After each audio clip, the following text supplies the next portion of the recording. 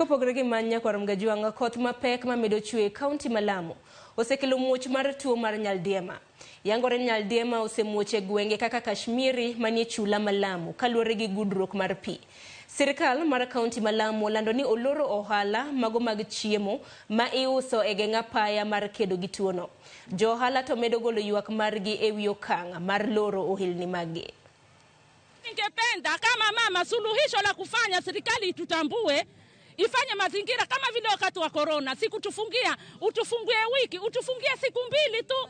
Sisi ni janga kwetu. Lakini saa hii kipindupindu kimekuwa hatari mpaka sisi hatuwezi kuruhusiwa kufanya kazi.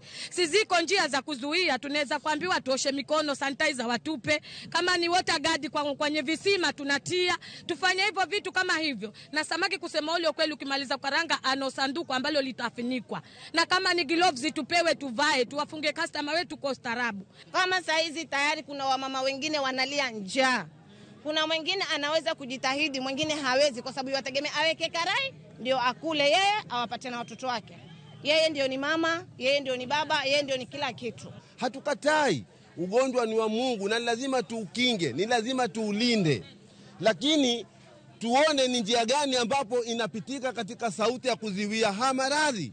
Kwa hivyo fungueni, tahadharini.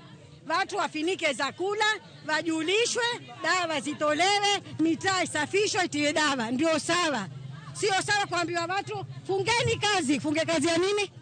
Wizara ya Health imefanya jambo zuri sana kwa sababu kitu cha kwanza health come first, kisha pesa baadaye.